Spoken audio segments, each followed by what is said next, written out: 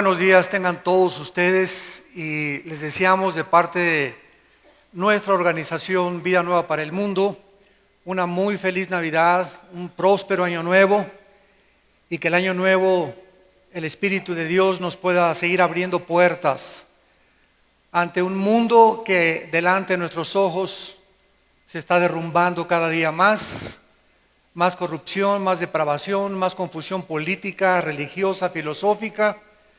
Pero en medio de todo esto, ¿verdad? Hay una luz. Y esta luz es la única que nosotros podemos levantar como una espada para rebatir argumentos y toda altivez que se levanta contra el conocimiento de Dios. Así que les bendecimos a todos, le damos gracias a los que por primera vez asisten a un desayuno. Gracias a Dios hemos llenado este salón. Y pues vamos a continuación a desarrollar esta conferencia titulada Jesucristo, la suprema revelación de Dios. En el libro de los Hebreos, en el Nuevo Testamento, en el capítulo 1, encontramos estas palabras escritas hace 2000 años. Dios, habiendo hablado muchas veces y de muchas maneras en otro tiempo, a los padres por los profetas, en estos postreros días nos ha hablado por el Hijo, a quien constituyó heredero de todo y por quien asimismo hizo el universo, el cual, siendo el resplandor de su gloria y la imagen misma de su sustancia, y quien sustenta todas las cosas con la palabra de su poder, habiendo efectuado la purificación de nuestros pecados por medio de sí mismo, se sentó a la diestra de la majestad en las alturas. Hace aproximadamente un siglo, uno de los más grandes ateos, Friedrich Nietzsche, alemán, que influyó el fascismo, el nazismo y el comunismo, y este hombre influenciado también por otro hombre llamado Carlos Darwin, comenzaron a enseñar el racismo, que se podía crear una super raza y que todos los de piel morena o oscura tendrían que ser eliminados porque, de acuerdo a Carlos Darwin, que fue el racista más grande del siglo pasado, o que influyó por lo menos en la mayor parte de los pensamientos y las ideologías, estableció esto, que tarde o temprano la raza blanca tendría que conquistar a los de raza morena o oscura. Este hombre, Friedrich Nietzsche, asentó en uno de sus libros que el perdón, la humildad y la mansedumbre eran virtudes de los hombres débiles, que no se podía dentro del ateísmo tolerar estas virtudes porque Jesucristo había perdido la batalla al dejarse haber crucificado. Es interesante que todo el siglo XX se caracterizó por el más grande número de ateos de toda la historia, porque antes del siglo XX los más grandes físicos matemáticos, astrofísicos como Isaac Newton, que estableció las leyes de la gravitación, Blaise Pascal, Louis Pasteur, Faraday, eran cristianos y escribieron libros de comentarios acerca de cómo ellos habían encontrado al Hijo de Dios. Pero el siglo XX se caracterizó por una tecnología insuperable, por avances científicos como jamás en 18 siglos se habían alcanzado, y ensoberbeció al ser humano, y las influencias y las ideologías ateas permearon todas las universidades, no solamente de Europa, sino de Estados Unidos. Por ejemplo, en Estados Unidos la Universidad de Harvard, Princeton y Yale fueron fundadas por pastores para entrenar a pastores y misioneros. Y ahora son los estandartes y los iconos más grandes del ateísmo, de la pornografía, de todo aquello que es anticristiano y antisemitismo. Es interesante que hace algunas semanas se juntaron la mayor parte de todos los presidentes del mundo para poder celebrar y enterrar a un hombre en Sudáfrica llamado Nelson Mandela. ¿Qué fue lo que caracterizó a este hombre, que es el único del siglo XX que ha destacado?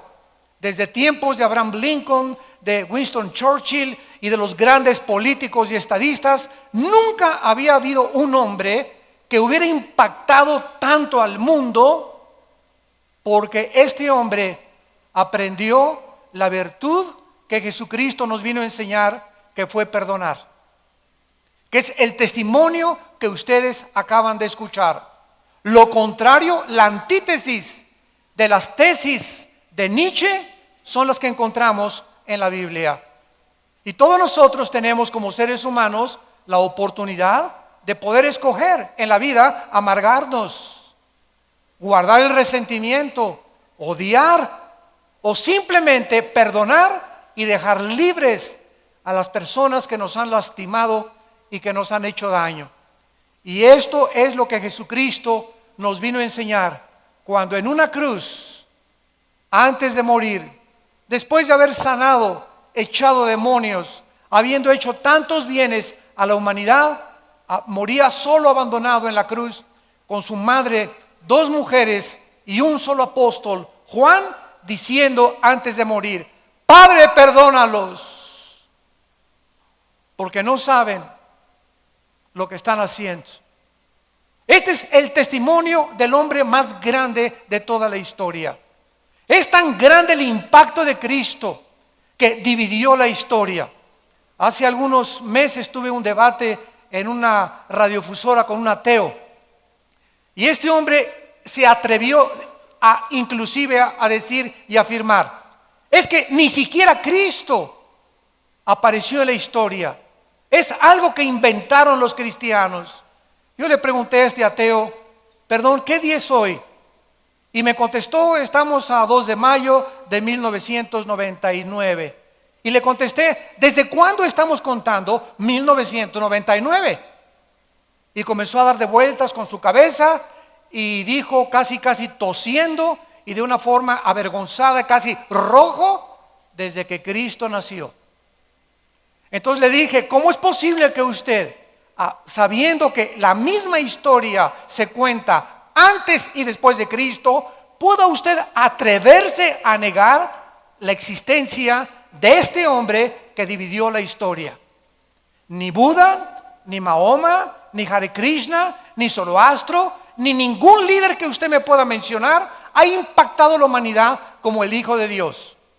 Además, es tan grande la vida de Cristo que no solamente dividió la historia, damas y caballeros, sino que ahorita, en esta época que estamos viviendo, que se llama la natividad porque viene del latín de nacer, estamos celebrando el nacimiento del Hijo de Dios. Y aunque sabemos los cristianos que Cristo no nació el 24 de diciembre, Cristo nació en el mes de Tishri, que corresponde al mes de septiembre de nuestro calendario solar. Pero aun cuando no haya nacido el 24, se aprovecha para poder dar testimonio, donde comienza un espíritu de melancolía entre todos los seres del mundo, de este planeta, y comenzamos a ofrecernos regalos. ¿De dónde viene esta inspiración? De comenzar ahora a sentir regalarnos algo. De tal manera amó Dios al mundo que dio a su Hijo unigénito. El regalo más grande que Dios nos ha dado fue Jesucristo. Y desde hace 2000 años a nuestros días, nosotros celebramos la Navidad regalándonos algo, porque viene del regalo que Dios nos dio en la persona de su Hijo Jesucristo. Hasta los ateos tienen la cena de Navidad en esta época. Y nos damos cuenta que no solamente Cristo es el divisor de la historia, y también se celebra su nacimiento, porque si yo te pregunto, ¿tú sabes cuándo nació Buda? ¿Cuándo nació Mahoma? ¿Cuándo se celebra el cumpleaños de Mahatma Gandhi? ¿O cuándo se celebra el cumpleaños del Maharaji Hashi Kachimakakachi? ¿O cuándo se celebran los cumpleaños de todos estos supuestos, o del Dalai Lama, líderes religiosos? Nadie sabe. Pero es precisamente el cumpleaños del Hijo de Dios, el cual reúne a más de las casi 199 naciones que forman el planeta Tierra actualmente, comenzamos nosotros a celebrar, a dejar de trabajar, y se da vacaciones a todo el mundo, pero también celebramos su muerte y resurrección en la famosa Semana Santa. Todo el mundo deja de trabajar, los ateos también dejan de trabajar, los ateos empresarios les dan a sus trabajadores vacaciones, porque en Semana Santa celebramos la muerte del Hijo de Dios. Qué impactante es poder descubrir la vida de Cristo, no en el Código Da Vinci, no en las películas, no en las historietas que llenan las bibliotecas en miles de volúmenes en el mundo, sino que hay un libro, y es el único libro en el cual podemos nosotros verdaderamente descubrir la vida de Jesucristo, porque fuera de la Biblia, cualquier información que tú tengas de la persona de Dios o de Jesucristo es una deformación de su carácter. Solo las Sagradas Escrituras nos revelan verdaderamente quién fue el Hijo de Dios. Y veamos en primer lugar que Cristo es la única persona en la historia, independientemente de lo que ya hemos mencionado, que antes de que Él naciera, siglos antes de que Él naciera, se profetizó no solamente el lugar donde iba a nacer, quién sería su madre, cómo sería su vida y su ministerio, su rechazo, su muerte y su resurrección. Hace algunos años murió también un gran ateo, astrónomo, astrofísico llamado Carlos Sagan. Carlos Sagan, antes de morir, dijo estas palabras: yo no creo en Dios porque no nos dejó evidencias de que Él existía. Si algún día se me hubiera parecido un ángel, o algún día hubiera tenido una experiencia mística sobrenatural, yo hubiera creído en Dios. Y le dijo a su familia antes de morir: no hay ningún propósito para vivir en la vida. Muero en la total desesperanza y angustia, porque el único propósito se encuentra el que le podamos dar nosotros a nuestra propia vida. Qué triste que Carlos Sagan nunca haya oído a un antecesor de él llamado Blaise Pascal, que también fue un gran físico matemático. Un día, teniendo un debate con un ateo, Blaise Pascal le comenzó a tratar de dar evidencias al ateo de que Dios existía. Y Blaise Pascal le dijo: el diseño y el orden del universo cuentan la gloria y la obra de un ser sobrenatural. El universo está perfectamente bien afinado. La rotación de la Tierra sobre su eje de 23 grados y medio, las vueltas de la Tierra alrededor del Sol, las órbitas elípticas y las órbitas de los planetas, y quién está deteniendo que se estrellen galaxias contra otras galaxias, que de acuerdo a Newton es la ley de la gravitación que existe en el universo. El ateo le dijo: mira, todas estas cosas tú las puedes creer, pero yo no las creo. Entonces Blaise Pascal decidió hacer en su estudio, en su casa, un modelo a escala del universo. Entonces colgó el Sol y la Luna y Mercurio y Venus. Así era maravillosa la forma como Blaise Pascal hizo el modelo del universo en el estudio de su casa, e invitó al ateo a comer. Y cuando el ateo llegó a comer, le preguntó: oye, qué maravillosa reproducción has hecho del universo, ¿quién la hizo? Y Blaise Pascal le contestó y le dijo: se hizo sola. O sea, es increíble la irracionalidad de, al ver una pintura, tiene que haber un pintor. Detrás de una escultura, tiene que haber un escultor. Detrás de una obra de teatro, tiene que haber un director. Detrás de una construcción, tiene que haber un ingeniero o un arquitecto. Detrás de todo lo que existe, tiene que haber una causa. Es imposible filosófica y racionalmente llegar a concluir: Dios no existe porque no hay evidencias de su existencia cuando estamos rodeados de un universo que nos muestra la obra de un supremo creador y legislador de la moral. En el libro de Miqueas, en el Antiguo Testamento, 700 años antes de que Cristo naciera, 700 años, damas y caballeros, antes de que Cristo naciera, si alguien está buscando evidencias, si no te basta el orden y el diseño inteligente del universo para que dé testimonio en tu conciencia la existencia de un Dios, veamos las evidencias de la Biblia. Ese libro que tus maestros y muchos directores de universidad yo he tenido que enfrentar, que les han enseñado a los alumnos por ser ateos, que la Biblia es un libro que está alterado, que es un libro que tiene muchos errores, que son puros mitos y leyendas. Y cuando les pregunto a estos ateos de dónde sacaron esas conclusiones, siempre te van a contestar: alguien me lo sugirió o alguien me lo dijo. Nunca ellos han venido por su propia voluntad a escudriñar y a decirle a Dios: si existes, quiero comenzar a leer la Biblia y con una mente despejada y honesta examinar, oh Dios, si las evidencias que este libro me dan, que tú eres una persona real y que quieres tener contacto conmigo, yo me caigo de rodillas y te entregaré mi vida. Pero detrás del ateísmo no se encuentra la intelectualidad. No es verdad que por falta de evidencias Carlos Sagan y Friedrich Nietzsche y Ingersoll y Jean-Paul Sartre y Christopher Hitchens, el último ateo que acaba de morir inglés, y Samuel Bennett y Samuel Harris y todos estos ateos, no es verdad que por la intelectualidad no hayan creído en Dios. Detrás del ateísmo se encuentran problemas morales. El 90% de los ateos son personas amargadas contra alguien que no existe. Esto es ridículo. Están enojadas contra alguien que no existe.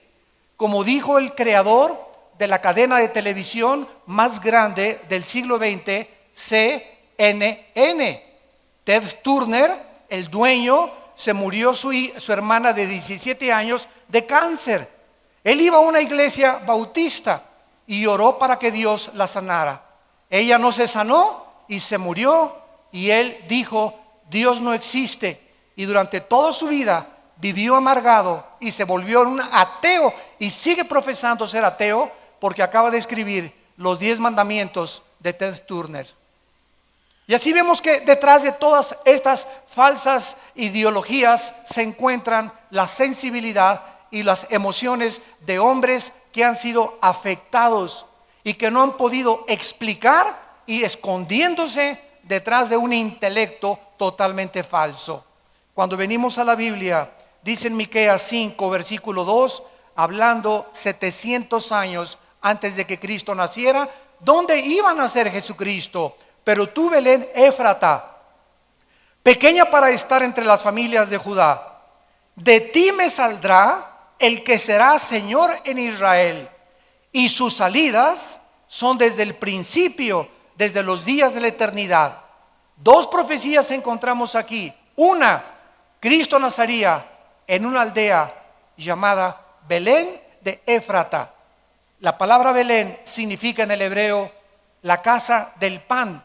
En otras palabras, el Mesías, el Salvador, el que vendría a alimentar nuestra vida, nacería donde se produce el pan, porque a él se le llamó el pan de vida. Y vemos también que en este versículo Cristo es retratado como eterno. Sus salidas son desde el principio. Cuando Dios hizo los cielos y la tierra, Cristo existía con el Padre. Cuando nació en Belén, simplemente tomó un cuerpo humano, pero él ya existía con anterioridad.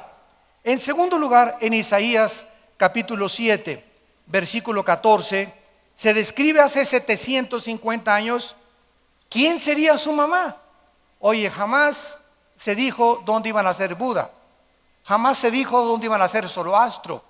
Jamás hay un escrito que diga dónde iban a ser Mahoma. Mucho menos quiénes iban a ser sus padres, mucho menos los detalles, con los siglos de anticipación que la Biblia pudo escribir y profetizar la vida futura del Hijo de Dios. Dice Isaías 7:14, por tanto el Señor mismo les dará señal. He aquí que la Virgen concebirá y darás a luz un hijo y llamarás su nombre Emmanuel. La palabra Emmanuel significa Dios con nosotros. Damas y caballeros, ¿cómo es posible que una virgen pueda parir? Si es virgen es porque no ha tenido relaciones, esto es normal. Entonces aquí había una aparente contradicción. ¿Cómo puede una virgen ser embarazada? En ese momento ya no es virgen. Entonces aquí está diciendo que la virgen iba a parir a un niño. Cuando nosotros estudiamos la genética, descubrimos que en 1860 Gregorio Mendel por primera vez descubre las leyes de la herencia.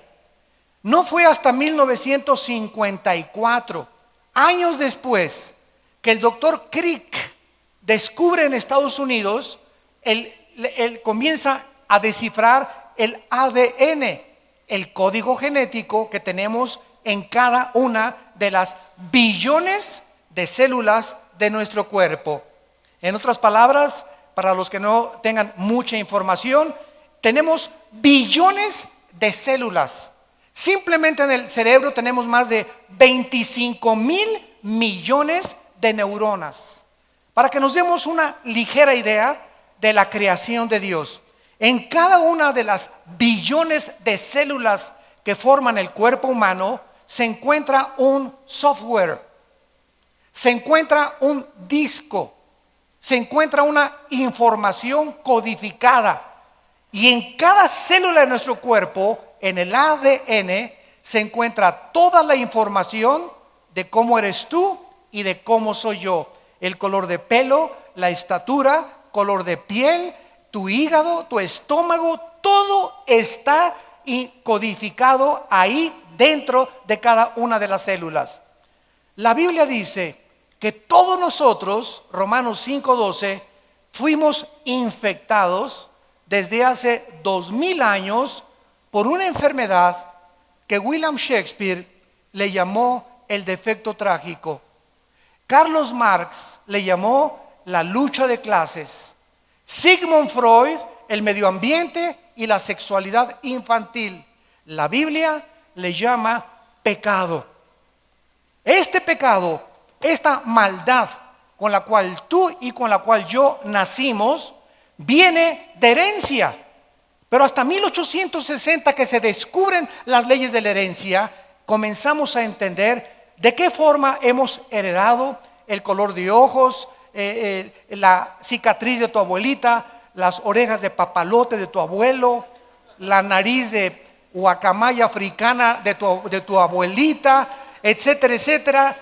Comenzamos a entender que hay algo que se transmite de generación en generación. Bueno, la Biblia nos dice que somos espíritu, que somos alma y vivimos dentro de un cuerpo. Somos espíritu, tenemos un alma, vivimos dentro de un cuerpo.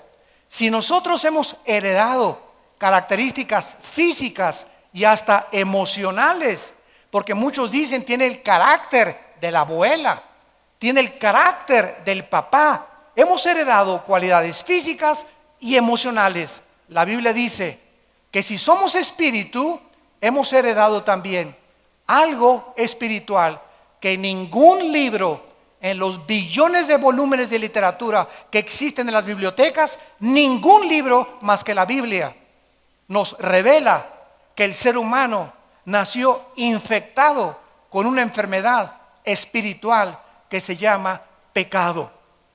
¿Qué es el pecado? Esa maldad que un niño de un año y medio comienza a manifestar cuando se convierte en el dictador más grande de su casa. Cuando un niño de 2 años no lo enseñas a hacer berrinches, lo enseñamos a portarse bien, pero a nadie le enseña a nadie portarse mal, porque la maldad nació con nosotros en el corazón. Entonces, esta maravillosa revelación de la Biblia nos muestra que cuando María y José estaban comprometidos, no podían los dos tener relaciones sexuales, independientemente de porque no estaban casados. Si José, escúchenme con mucha atención, esto fue escrito hace 2000 años, señores médicos y genetistas. Si José hubiera tenido relaciones sexuales con María, Cristo no hubiera podido nacer sin pecado. Y Dios tenía que tomar un cuerpo humano, pero al mismo tiempo identificarse con la raza humana, porque el pecado está en nosotros, pero al mismo tiempo Dios tenía que ser Dios en la carne. ¿Qué sucedió cuando nació María y José? Que Dios cambió completamente la genética de los seres humanos. Dice el Evangelio de Mateo, capítulo 1, versículo 18. El nacimiento de Jesucristo fue así. Estando desposada María, su madre, con José, desposados, o sea, estaban comprometidos, no se habían casado. Antes que se juntaran, se halló que había concebido del Espíritu Santo. En otras palabras, la genética nos enseña que el varón tiene 2 cromosomas, una Y, otra X. La mujer tiene 2 cromosomas XX. Cuando el óvulo de mi mamá fue penetrado por el esperma de mi padre, el esperma que penetró el óvulo de mi madre fue el Y, porque el cromosoma Y es el que determina el género masculino. Tú eres hombre porque el óvulo de tu madre fue ovulado por un esperma Y. Cuando entra un esperma X, nace mujer. Entonces, desde Adán a nuestros días, el cromosoma Y de los hombres lo traemos infectado con el pecado. Entonces, si José hubiera tenido relaciones con María, la hubiera infectado a través del cromosoma Y. ¿Qué hizo Dios? José, hazte a un lado. Un ángel se le revela a María. María se asusta. ¿Cómo es posible que yo pueda embarazarme si no conozco varón? Y además, en toda la colonia de Tlalnepantla me van a comenzar a corretear y a decirme: adúltera, ¿verdad? Tuviste relaciones antes de casarte. Y el ángel le comunica a María y le dice: María, no tengas miedo, porque el santo ser que va a nacer dentro de tu matriz será llamado Hijo de Dios, Hijo del Altísimo. José no va a tener nada que ver en este nacimiento para que él pueda nacer sin pecado, porque se necesita alguien sin pecado que pague por los pecados de los seres humanos en una cruz.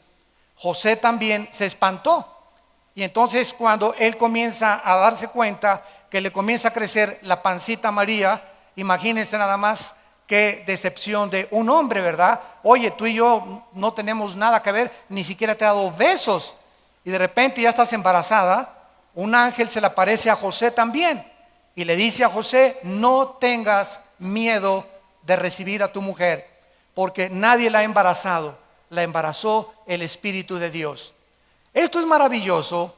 Cuando la genética hace algunos siglos comenzó a ser descubierta, y nos comenzamos a maravillar y a decir: la Biblia tenía razón. Hechos científicos, químicos, arqueológicos, antropológicos, psicológicos, físicos, matemáticos, biológicos, que apenas han comenzado a descubrirse. La Biblia es más antigua y más moderna que el periódico de mañana en la mañana. Esta inspiración de la Biblia Estas profecías nos hablan que el autor no pudo ser el ser humano. Y como es el único libro que nos revela verdades absolutas, es el libro más controvertido, más atacado, más desechado y más calumniado de todos los libros que existen religiosos. Nunca se han preguntado por qué los grupos de rock satánicos, como Judas Priest, como los Rolling Stones, siempre se pintan el 666. ¿Por qué no el 555 o el 333? ¿Por qué los pentagramas de los ritos satánicos usan el 666? ¿De dónde salió este número? De Apocalipsis capítulo 13. Va a ser el número con que el anticristo va a gobernar a las personas cuando él haga su aparición en Europa y el Medio Oriente. Oye, ¿y por qué este hombre Marilyn Manson, verdad, que dijo que él era hijo de Satanás, cuando predica, la Biblia la agarra en sus presentaciones, la muerde, agarra un pollo, le arranca las plumas al pollo, agarra la sangre del pollo y escupe en la Biblia? ¿Por qué tiene que ser la Biblia? ¿Por qué no el Corán? ¿Por qué no el Mahanivana Sutta? ¿Por qué no el Tripitaka de Buda? ¿Por qué no otros libros? ¿Por qué tiene que ser la Biblia el objeto del odio en las películas? ¿Por qué los cristianos? ¿Por qué Cristo es a cada momento Jesus Christ? ¿No se han fijado? Todo mundo, hasta los ateos en Estados Unidos y en Europa, cuando algo pasa, Jesus, o oh my God, oh mi Dios. Oye, pero si tú eres ateo, expresiones que no nos preguntamos, está arraigado en la conciencia del ser humano. Entonces, ¿por qué este ataque contra la Biblia? ¿Por qué a Madonna, cuando le preguntaron que por qué traía tantos crucifijos colgando en sus blusas, si era religiosa? Y Madonna contestó: no soy religiosa, simplemente me gusta traer hombres desnudos junto conmigo. ¿Por qué tiene que ser Cristo y por qué tiene que ser el objeto de Lady Gaga, Cristo, el ataque de sus canciones? ¿Por qué ningún otro religioso, ningún otro líder? ¿Por qué Él es? Porque la Biblia nos muestra que Él es el camino, la verdad y la vida. Por eso nada más.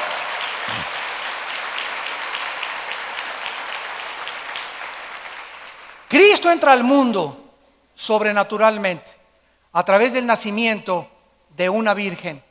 Vemos también que al comenzar a crecer Cristo a los 12 años, Lucas capítulo 2, asombra a los sabios y teólogos de su época. Esto hace a un lado la supuesta mitología de que Cristo aprendió su sabiduría de los esenios o de los egipcios.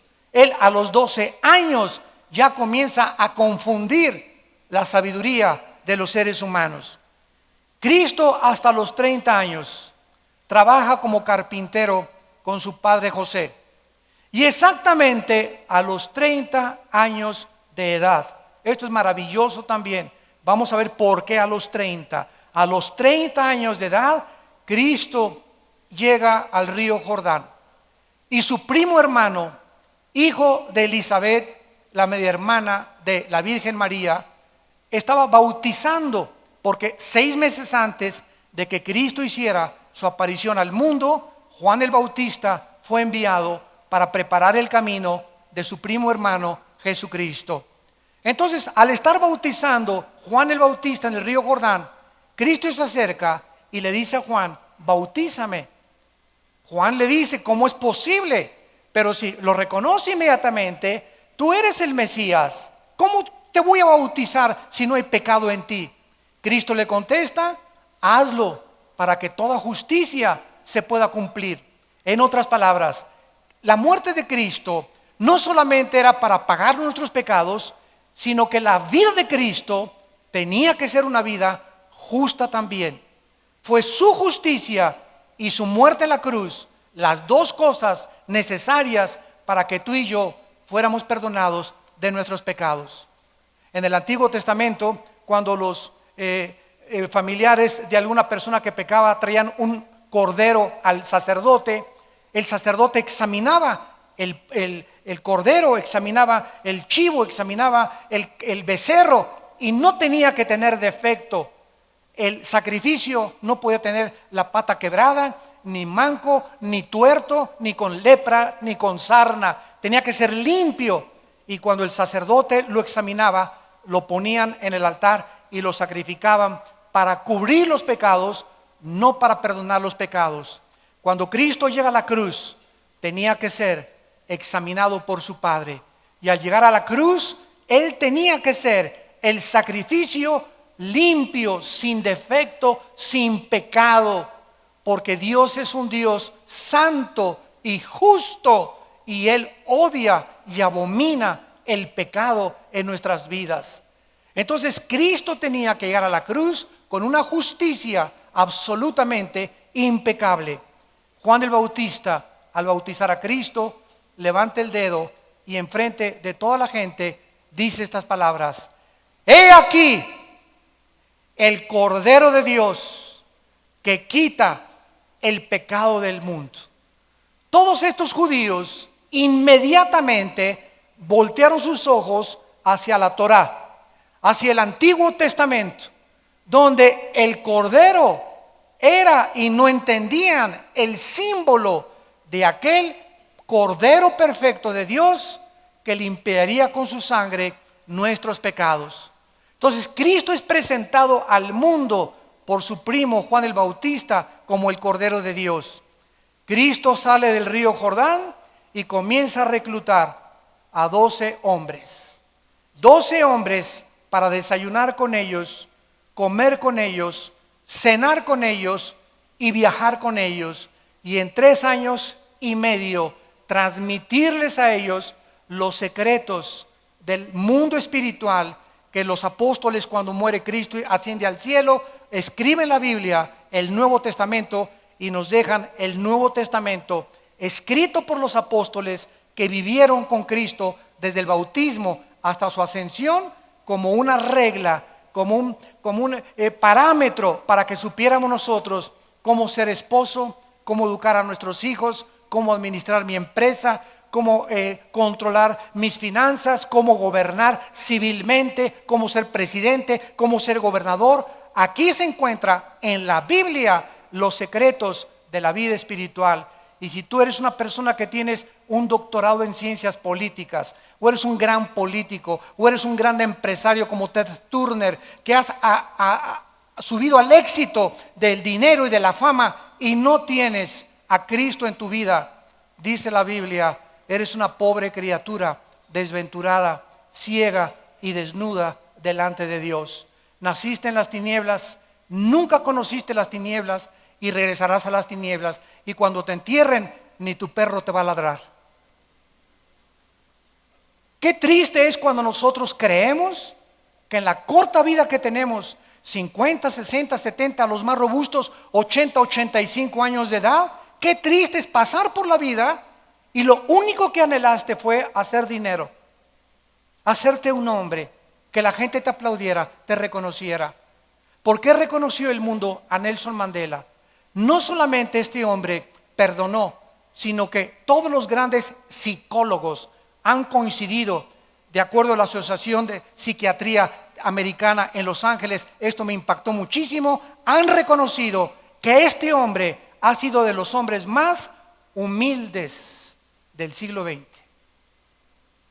¿Qué pasó con este hombre que con esa humildad y ese perdón hizo reunir a todo el mundo alrededor de su muerte?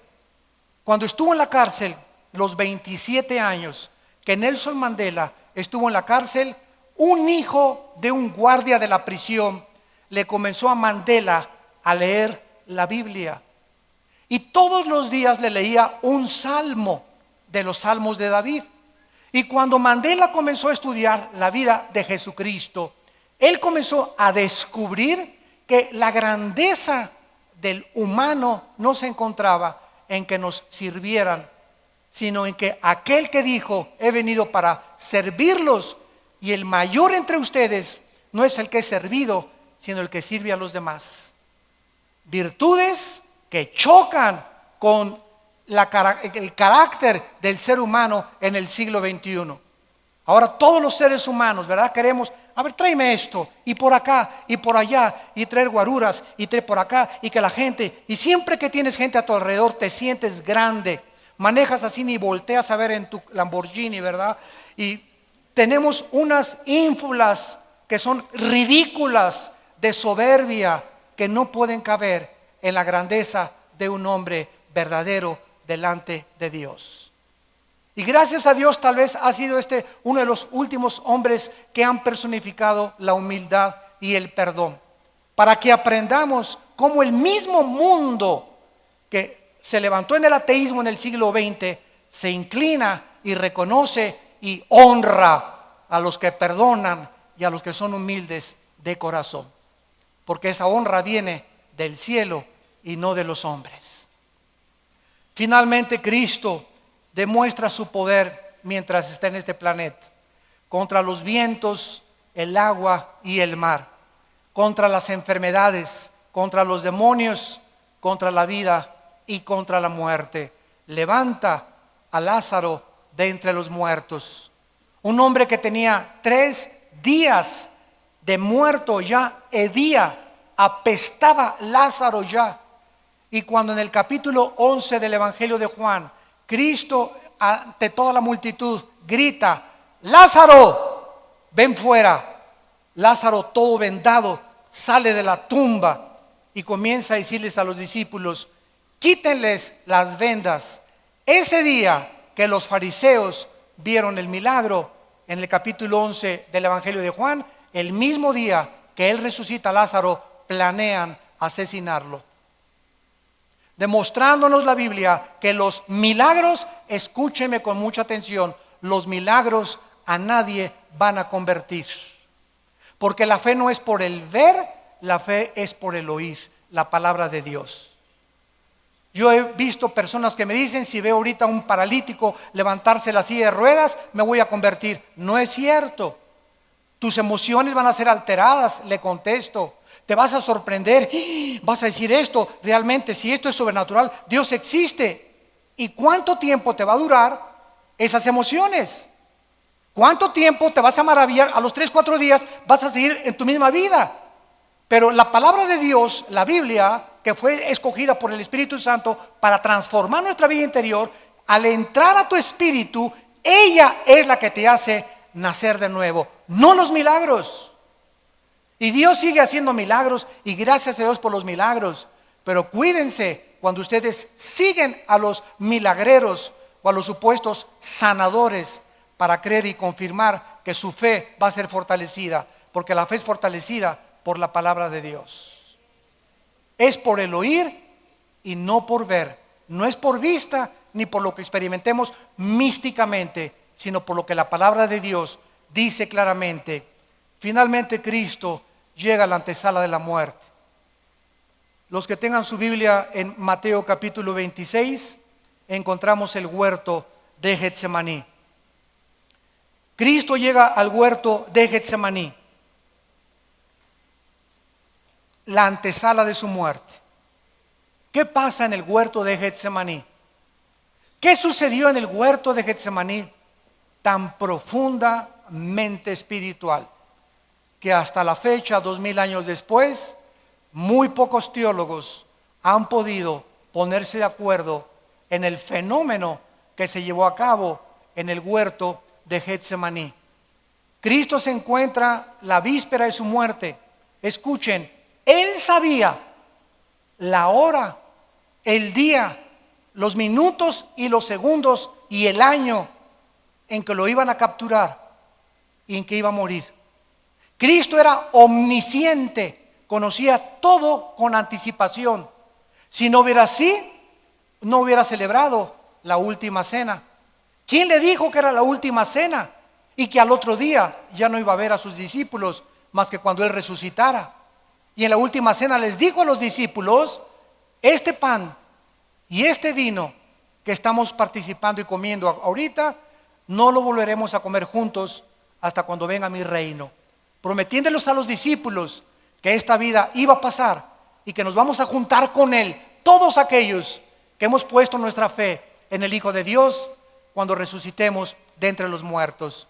Entonces Cristo celebra la última cena sabiendo que en los pocos minutos, al salir de la cena, Judas Iscariote saldría con los fariseos y lo venderían por 30 miserables monedas de plata.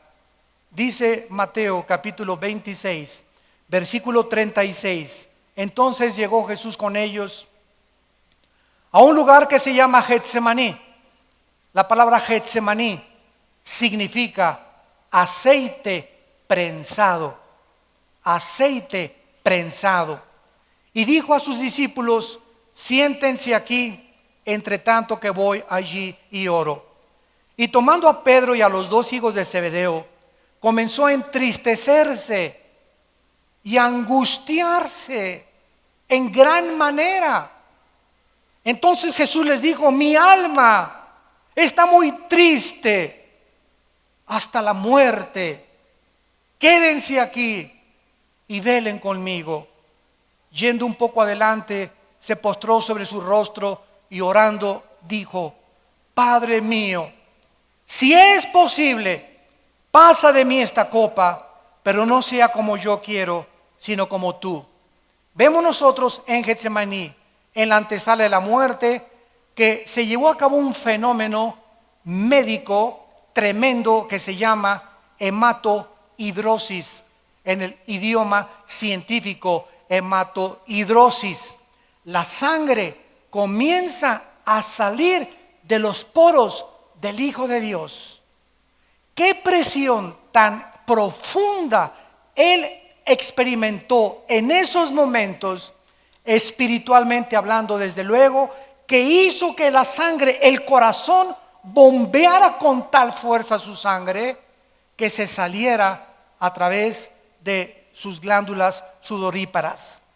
El páncreas, de acuerdo a los médicos, promueve el aumento de las lisoginasas que se derraman en el torrente sanguíneo, diluyendo el cemento endotelial que produce el paso de la sangre a través de los capilares cuando se mezcla con el sudor.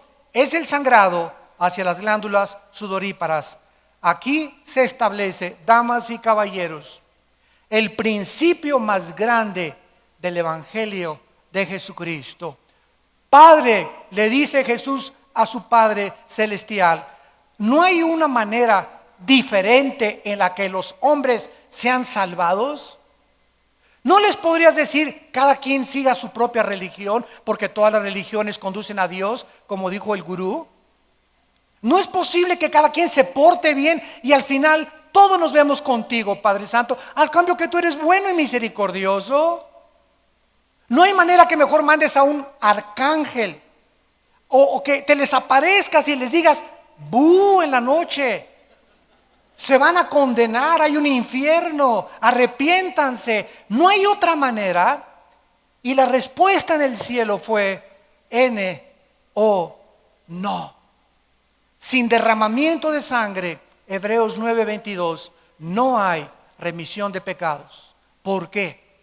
Porque antes de que se descubriera, escuchen esto, otro aspecto científico de la Biblia, antes de que se descubriera la circulación de la sangre, la Biblia en Levítico 17:11, hace aproximadamente 3500 años, decía estas palabras: la vida de la carne está en la sangre. Y la palabra vida en el hebreo es nepej, que se tradujo alma. La vida del cuerpo está en el alma. El alma se encuentra en la sangre. El alma tuya y mi alma se encuentra en la sangre. Es la sangre que Cristo derramó en la cruz. ¿Qué fue lo que Cristo derramó en la cruz? Su sangre. ¿Qué Cristo derramó en la cruz? Su vida, porque su vida estaba en la sangre. No podía haber una gota de sangre en el cuerpo de Cristo en la cruz. Tenía su vida que ser completamente vaciada. Cuando el centurión le atraviesa el costado a Cristo, dice el apóstol Juan, salió una gota de agua mezclada con sangre. De acuerdo a la cardiología moderna, los cardiólogos están de acuerdo en que él sufrió una rotura del pericardio. El pericardio es una bolsa que envuelve el corazón. Y cuando el centurión le atraviesa el pericardio, sale una gota de agua con sangre, mostrándonos que ya cuando la sangre se mezcla con el agua que tenemos en el cuerpo, es una indicación de que no hay absolutamente ya más sangre en el cuerpo. Y la pregunta ahora es relevante: ¿de qué murió Cristo? A todos los teólogos y también por la televisión les hacemos la pregunta: ¿de qué murió Cristo? Me van a contestar: de asfixia. No, no murió de asfixia. Todos los crucificados, los romanos les golpeaban las rodillas para que se colgara el diafragma y murieran asfixiados, ayudándolos a morir más rápido. Pero a Cristo, cuando el centurión se acercó para romperle las piernas, estaba escrito en Éxodo que no le iban a romper ningún hueso. Entonces Cristo ya estaba muerto, pero el centurión, para asegurarse, le atravesó, dijo: por si las flies, ¿verdad? Le atravesamos el costado y vemos a ver si está muerto. La Biblia nos muestra claramente que la muerte de Cristo, clínicamente hablando, no fue por asfixia, no fue por desangramiento. En el Salmo 22, 1000 años antes de que Cristo muriera en la cruz, el rey David escribió las causas por las cuales Cristo iba a morir. Y dice el Salmo 22: Dios mío, ¿por qué me has desamparado? Mi corazón fue como la cera deshaciéndose dentro de mí. Cristo muere porque le explota el corazón de dolor moral. Cuando nuestros pecados fueron puestos sobre su cuerpo, el santo, el justo de Dios no pudo soportar que en ese momento su padre le abandonara en la cruz. Por eso anticipó David diciendo: ¿por qué me has desamparado? Y Cristo gritó: lama, lama sabactani, que en arameo significa: ¿por qué me has desamparado? Algo misterioso pasó en la cruz. El Padre Santo se separa del Hijo cuando nuestros pecados son puestos en el Hijo. Y esos instantes, esos segundos de separación entre el Hijo y el Padre fue lo que hizo a Cristo exclamar en Getsemaní: oh Dios, por favor, si hay otra manera, pasa de mí esta copa. Él no tenía miedo a los clavos, no tenía miedo a los látigos romanos, no tenía miedo a la crucifixión y a las espinas de su cabeza. Lo que a Cristo lo angustió es que nunca en la eternidad antes había sido separado de su Padre. ¿Y qué es el infierno? El infierno es la eterna separación de Dios. ¿Por qué tú vives un infierno actualmente? Porque vives lejos de Dios. ¿Por qué vives estresado? ¿Por qué vives angustiado? ¿Por qué vives con tanto rencor, con tanta amargura? Porque Dios no está en tu vida ni en tu corazón. Y cuando tú clamas a Dios: oh Dios, ven a mi vida, entra, te necesito, sin ti no puedo hacer nada, es cuando una paz que sobrepasa el entendimiento guardará tus pensamientos y tu corazón en Cristo Jesús. Cristo es arrestado en el huerto de Getsemaní por Judas y los soldados y es llevado a la cruz. Lo acusan testigos falsos. Actualmente le llaman revolucionario a Cristo, primer comunista, un iluminado de todos los que ha habido, maestro de moral, que tenía de amante a María Magdalena. Sin embargo, la Biblia nos muestra que Él es el principio de todas las cosas. Porque Dios, habiendo hablado muchas veces, de muchas formas, en otros tiempos, por los profetas, la última palabra de Dios a nosotros, de hace 2000 años para acá, es Jesucristo. Y Jesucristo nos dice: yo soy la resurrección y la vida, porque a los 3 días se levanta de entre los muertos. Se aparecen 2 ángeles que mueven la piedra. Llegan los discípulos y no encuentran el cuerpo de Cristo. Si tú vas ahorita, ahí está la tumba de Buda, la puedes visitar la tumba de Mahoma, puedes visitar la tumba de Mahatma Gandhi, de Nelson Mandela, de un papa, de una virgen, del que tú quieras, pero la tumba de Cristo está vacía. No vive, ya no está ahí. Él vive por los siglos de los siglos. Él vive.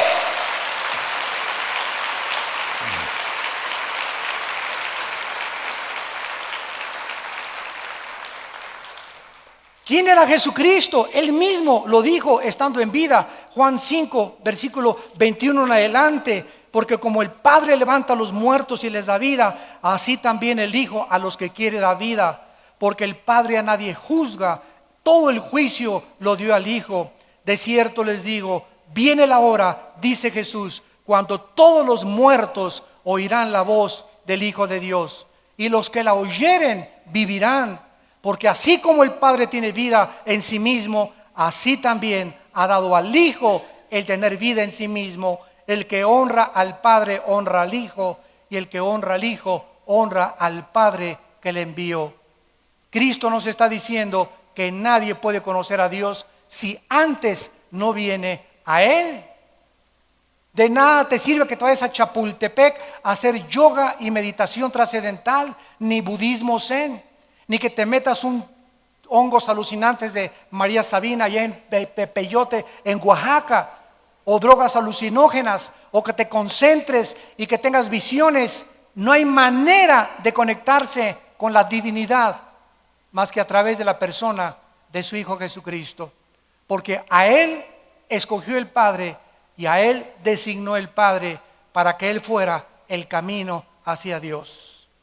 Jesús dijo: yo soy el camino, la verdad y la vida. Si tú no estás en un camino que es Cristo, vas en un camino que conduce a la muerte, vas en un camino equivocado, y ancha es la puerta que conduce a los hombres a la perdición, y angosta es la puerta que conduce a los hombres a la salvación. ¿En qué camino te encuentras? ¿A qué amo estás sirviendo? ¿Quién es tu, decimos en México vulgarmente, tu gallito giro? ¿Quién es tu religioso?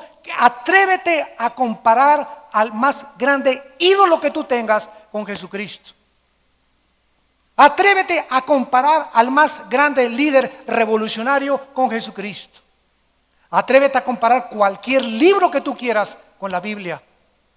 Y no podrías jamás sostener las evidencias de ningún hombre ni de ningún libro más que de Cristo y las Sagradas Escrituras. Y este es el mensaje que a nosotros se nos ha encargado proclamar al mundo. Este mundo, damas y caballeros, se está hundiendo. Los juicios de Dios vienen este año que entra más grandes que todos los años pasados. Más tsunamis, más huracanes, más tornados, más fenómenos en el espacio, más meteoros cayendo contra la tierra, más cosas que sobrevendrán causando pánico. La gente vivirá más insegura, más desesperanzada, tratando de guardar dinero debajo de su colchón y en el banco, y comprando petrobonos para asegurarse el futuro que está en las manos de Dios, no de tu dinero ni de los bancos, donde el orín y la polilla corrompen. Es Jesús el que nos llama ahora al arrepentimiento, a que vengamos a una cruz, a que le entregues tu vida en esta mañana, te arrepientas de tus pecados y entiendas que separado de Él nunca nada podrás hacer. Les pido que por unos instantes inclinen su cabeza. Y así, con tu rostro inclinado, quiero decirte que esta mañana no es coincidencia ni accidente que hayas venido a esta conferencia, porque de tal manera te ama Dios que dio a su Hijo unigénito, para que si tú crees en Él, en este momento no te pierdas ni seas condenado al infierno, donde la llama nunca se apagará, sino que tengas la vida eterna. La Biblia dice que somos agentes morales, responsables de nuestras acciones, y cada decisión que tomamos en esta vida tendrá consecuencias para el bien o para el mal. Asegúrate que de aquí en adelante las decisiones que tomes en tu vida estén guiadas por la Biblia, por el Espíritu de Dios, para que no tengas ya de qué lamentar tu pasado, y tu pasado sea limpiado en esta mañana con la sangre preciosa del Hijo de Dios. invítalo a tu corazón diciéndole estas palabras con toda sinceridad. Mi Señor y mi Dios, te pido perdón por mi vida. Te pido perdón por mis pecados, porque mi vida te ha ofendido gravemente. Creo que en esa cruz, tu santo Hijo Jesucristo, hecho más sublime que los cielos, el cual es el resplandor de tu gloria, derramó su sangre para lavarme en este instante de todo mi pasado. Señor Jesús, te pido, porque creo que a los 3 días resucitaste de los muertos, que entres a mi corazón como mi Señor y mi Salvador. Te pido que me laves, que cambies mi manera de pensar y que me des el poder de vivir una vida diferente delante de tus ojos. En el nombre de Jesús. Amén. Gracias a Dios por este libro maravilloso que es la Biblia. Los cielos y la tierra pasarán, pero mis palabras, dijo Jesucristo, permanecerán. En esta mañana, antes de retirarnos y oír algún canto más, queremos preguntarles a todos ustedes que por primera vez hicieron esta decisión, invitando a Cristo a sus vidas, que ahí desde sus lugares se pongan de pie. Párense los que hicieron esta oración, invitando a Cristo por primera vez. Gracias a Dios, gracias a Dios. Mucha gente, gracias a Dios. Gracias, que Dios los bendiga. Gracias, que Dios los bendiga. Gracias. Gracias, Señor. Gracias, que Dios los bendiga. Gracias allá atrás, que Dios los bendiga. Gracias, Señor.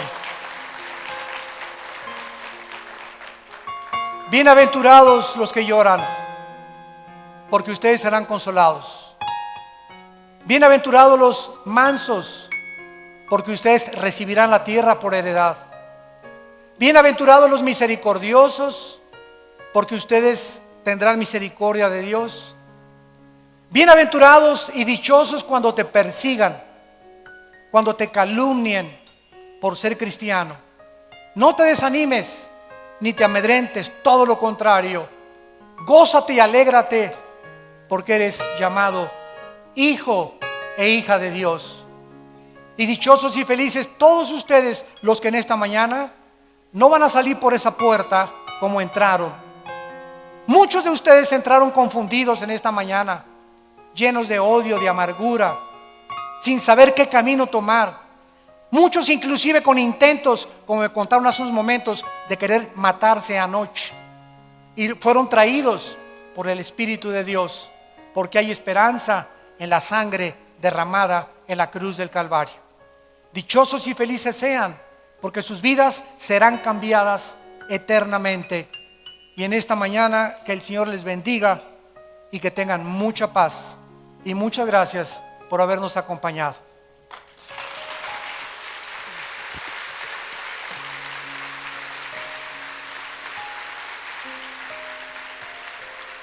Bueno, gracias a Dios por este tiempo tan especial.